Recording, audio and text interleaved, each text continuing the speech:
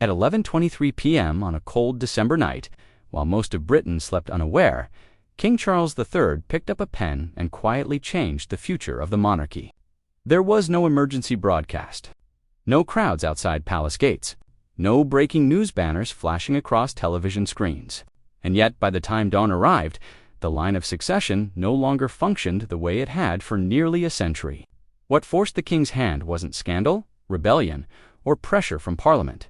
It was something far more unsettling. A medical reality the palace could no longer pretend was temporary.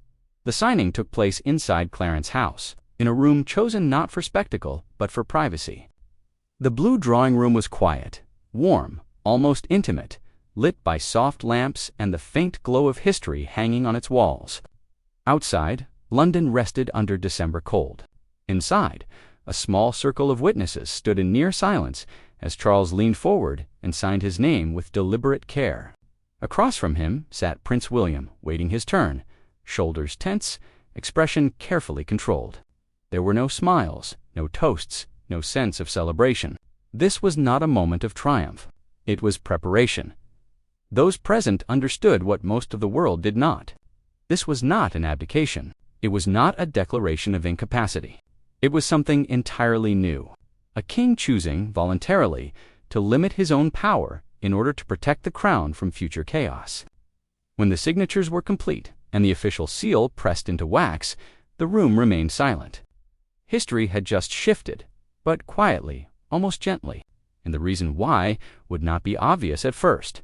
The story truly began months earlier. In the autumn, when small things started adding up, fatigue that didn't lift. Engagements that once energized Charles now left him drained. Afternoon rests grew longer. The change wasn't dramatic enough to alarm the public, but it was unmistakable to those closest to him. His physician ordered deeper testing, not out of panic, but caution. The results weren't catastrophic. There was no terminal diagnosis, no sudden collapse. What emerged instead was something far harder to confront: the slow strain of age meeting a role that never rests. Signs that sustained hypersure decision-making was becoming more difficult under prolonged stress. Not loss of clarity, loss of stamina. For Charles, this truth cut deeply. He had waited decades to wear the crown. He became king at an age when most men step away from responsibility, not toward it. And now, just a few years into his reign, he was being told that time might be less forgiving than he hoped. He wasn't being asked to stop. He was being warned to plan. That warning exposed a dangerous flaw in the monarchy itself. The laws governing succession were designed for another era, one shaped by sudden deaths and short life expectancies. A monarch was either fully capable or completely incapacitated. There was no room for gradual decline, no legal way to share the burden without triggering a public crisis. If Charles waited until a true emergency, the transition would be messy, loud, and destabilizing. Parliament would be forced to intervene. The media would speculate relentlessly, and his son would inherit the crown under pressure, not preparation. Charles had seen this before. He watched his mother work until her final days, determined to serve without pause. He knew what that endurance had cost her, and what it would cost William if history repeated itself. So he chose a different path, one that felt, emotionally, like failure, even though intellectually it was wisdom. When Charles raised the subject privately with William, there was no dramatic confrontation, just a long walk, heavy silences, and the unspoken weight of what the conversation meant. William resisted at first, insisting it was too early, that his father was managing. Charles didn't argue. He simply acknowledged the truth. Managing now did not guarantee managing later, and the crown could not afford improvisation. Others were brought in quietly. Princess Anne was characteristically direct. Planning, she said, was not weakness. It was responsibility. The legal team faced an almost impossible task. They needed to create a mechanism that worked not just in Britain, but across the entire Commonwealth of Nations. It had to be clear, flexible, reversible, and above all, dignified. And it could not look like surrender. What they drafted was something entirely new, a transitional regency, not a declaration of incapacity, not abdication. A voluntary, medically guided ability for the monarch to transfer specific duties to the heir, gradually, if needed. Power could be shared. Then returned, the crown would remain intact. stability preserved. When the document was ready, Charles faced the hardest step of all, asking his son to read it. The envelope arrived under seal, marked for William alone. Inside was the legal draft and a handwritten letter. Not from a king to his heir, but from a father to his son. Charles wrote with a vulnerability he never showed in public, admitting fears, frustration, and the quiet realization that time might limit his reign in ways he never expected. He did not ask for agreement. He asked for understanding. William read it twice. His first reaction was refusal. The idea of sharing royal power while his father still lived felt wrong, almost disloyal. When Catherine found him later, sitting in the dark, she didn't rush him. She listened, and when she spoke, she reframed it clearly. This wasn't about replacing his father. It was about protecting him, and protecting the institution both of them served. The meeting that followed between father and son was long and honest. There was no pressure, only clarity. Charles explained the medical realities. William voiced his fears of appearing eager, of fueling rumors, of stepping into a role he never wanted early. Charles reassured him gently. This protocol didn't mean it would ever be used, but if it was needed, it would spare them both the cruelty of crisis. 2 days later, William returned to Clarence House. Decision made, not because he wanted this, but because duty demanded it. The signing itself was brief and solemn. Alongside Charles and William stood Archbishop of Canterbury, the Lord Chamberlain, and a representative of the Privy Council. No cameras, no press. Just witnesses to a rare act of restraint. Charles signed first, steady and deliberate. William followed, signing not as king, but as partner. When the seal was applied, the sound echoed louder than expected. Final, real. They lingered afterward, the weight of what had been done settling slowly. Nothing outward had changed, and yet everything had. By morning, the palace released a carefully worded statement. The reaction was not panic, but curiosity. Most saw the move as responsible. Some worried it hinted at deeper health issues. The palace clarified quickly. Charles remained capable. This was planning, not emergency. Across the Commonwealth, responses varied. Canada welcomed the clarity. Australia saw renewed debate. New Zealand expressed relief. In Britain, the majority approved. The monarchy, it seemed, had chosen adaptation over denial. What many missed was the deeper significance. For centuries, monarchs ruled until death because they had no alternative. Modern medicine changed that reality, but the law had not kept up. Charles bridged that gap, not by clinging to power, but by shaping a future where transition could happen with dignity. At Kensington Palace, William absorbed the news coverage quietly. He understood that every cancelled engagement, every rumor, would now be viewed through a new lens. But the alternative was worse. Waiting, reacting, letting chaos decide the moment of change. That night, as lights dimmed across London and life carried on unchanged, few understood what had truly happened. The crown had not weakened. It had evolved, and in that quiet evolution, planned in ink at midnight, lay the monarchy's best chance at surviving a modern world that no longer allows kings to pretend they are immune to time. And here's where the story gets even more interesting, because once that protocol existed, it didn't just change how the monarchy could function. It changed how every single move from the palace would be interpreted from that day forward. Within hours of the statement dropping, analysts weren't just talking about modernization. They were asking the question everyone was thinking, but few were willing to say out loud, if the king is fine, why rewrite the rules now? That's the uncomfortable thing about royal messaging. Even when it's calm, it's never casual. When the palace moves, it moves for a reason, and usually not the reason written in the headline. And then people started noticing details that felt oddly coordinated. The timing was tight. The wording was deliberate. The release was synchronized across time zones in a way that didn't feel like routine housekeeping. It felt like the palace had been preparing for this moment for a long time, almost like they were bracing for something they didn't want to explain yet. But the public only saw the polished version. Behind the scenes, what mattered wasn't the press release. It was what the document quietly allowed, because under the old logic, monarchy worked like a light switch, on or off, fully capable or officially incapacitated. And that's a problem in a world where health issues don't always show up like a dramatic collapse. Sometimes it's slower, messier, harder to define. A bad day followed by a good day. A strong week followed by sudden exhaustion. And in those gray areas, the institution can't afford confusion.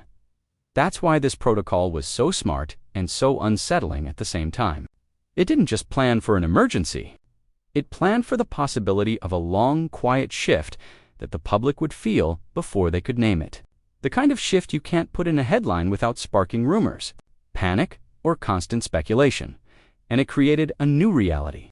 William could begin taking on pieces of the crown without the world being told the king was stepping aside. That's the part that made people uneasy, because once the legal door exists, the palace has a way to adjust without admitting anything is wrong. Not through lies, through structure, through carefully controlled reality, and reports claim that's exactly what the palace wanted most, not drama, not a crisis, not a moment where cameras capture panic. They wanted a future where the crown could bend without breaking, where authority could shift without turning into a spectacle, a monarchy that could quietly redistribute the weight before it crushed the man wearing it. But that kind of control comes with a price, because the moment you admit you're planning for decline, people start hunting for signs of it everywhere, and they did. After that statement, every canceled engagement became suspicious. Every schedule change became a theory. Every time William appeared without Charles, it sparked, "Is it happening already?" whispers. And the palace knew that would happen. That's what makes this whole thing feel less like paperwork and more like strategy. They weren't just adjusting laws. They were trying to manage the future conversation. The wild part is, the palace didn't have to activate the protocol for it to reshape everything. Just the existence of it changed the way power looked from the outside. William wasn't just the heir anymore. He was officially a potential active operator of royal authority, a man who could step in partially, quietly, and legally, without the public being told it was a handover. And if you understand royal optics, that matters more than almost anything, because the monarchy runs on symbolism. The crown isn't just power, it's reassurance. It's the idea that the system is stable, that it continues no matter what happens behind the walls. The worst thing for that kind of institution isn't scandal, it's uncertainty. And if Charles's private medical concerns were truly the push behind this again, that's what reports suggest then. This wasn't weakness. It was the monarchy doing what it always does when it senses danger. It adapted still. The emotional side of this can't be ignored, because legal frameworks don't erase the human tension underneath them. Imagine being William in that moment, not in the fantasy way people imagine royals living, but in the quiet, brutal reality of what it means to sign something like that. It means your father is still alive, still king, still present. And yet the institution is preparing you to take pieces of him. Not his legacy, his duties, his role, his identity, and no matter how responsible that is, it's impossible for it not to feel heavy. And now think about Charles. This is a man who waited most of his life to wear the crown. Decades of being second. Decades of watching. Decades of being the next king, never the current one. Then he finally gets it, and within a few years, he's quietly engineering a system that would allow his son to do parts of the job in his place. That's not just planning, that's surrendering control in tiny controlled increments. And for a king who waited 70 years, that has to hurt in a way the palace will never admit publicly. But here's what makes it more intense. This wasn't just a Britain issue. The moment the protocol was drafted, the Commonwealth realms became part of the conversation. And those governments don't view monarchy like a family story. They view it like a constitutional switchboard. If the monarch's role shifts, their legal structure shifts too. That's why, according to reports, legal advisors across multiple realms were involved quietly during the process. Because if Britain changes the framework, every realm tied to the crown needs to know what that means for them. And that opens the door to another layer of tension, because not every country connected to the monarchy wants to stay connected forever. Some have strong Republican movements. Some have politicians who see any royal uncertainty as an opportunity. And when you introduce a new mechanism that reshapes how the crown functions, you're not just modernizing, you're also giving critics new angles. In places like Australia, for example, royal transitions have historically triggered waves of debate. And even when the palace tries to keep things calm, the conversation spreads anyway. One side calls it responsible planning. Another side calls it proof the system is outdated. And social media does what it always does, turns complicated legal realities into hot takes and chaos. That's why the palace's calm tone mattered so much. They weren't just reassuring Britain. They were reassuring the entire network of nations tied to the crown. But calm doesn't stop curiosity. If anything, it fuels it, because people started asking the quiet question. If Charles is fine, why didn't they wait? Why sign at night? Why keep it secret for months? Why risk the optics of change if the change isn't needed yet? And that's the thing. Institutions don't do risky things for no reason. The monarchy is slow, cautious, and obsessive about optics. If they moved like this, it suggests the risk of doing nothing felt bigger than the risk of acting. And then you start to see why the midnight signing matters. Nighttime isn't just dramatic. It's controlled. It's when London is asleep, when fewer eyes are watching, when fewer staff are moving through corridors, when documents can be handled quietly, when the palace can ensure zero leaks until the machinery is ready to move at dawn. That part alone makes the whole story feel less like a bureaucratic update and more like an operation. And there's another detail that keeps people talking. William didn't sign as a king-in-waiting. He signed as William, not William R. Not a royal cipher, just his name. That subtle choice sends a message. This is not a takeover. It's a partnership, a mechanism, a plan. But even symbolism has double meaning. Because while it reassures the public, it also admits something the monarchy almost never admits, that a king can be human, not untouchable, not endless, not permanent, human, aging, limited. And once the palace admits that, even indirectly, the conversation changes forever. From that point on, the crown isn't just a symbol of tradition. It becomes a symbol of management, of reality, of strategic survival. And some people respect that. Others find it unsettling, because the magic of monarchy is built on the illusion that it exists above normal human limits, even though everyone knows it doesn't.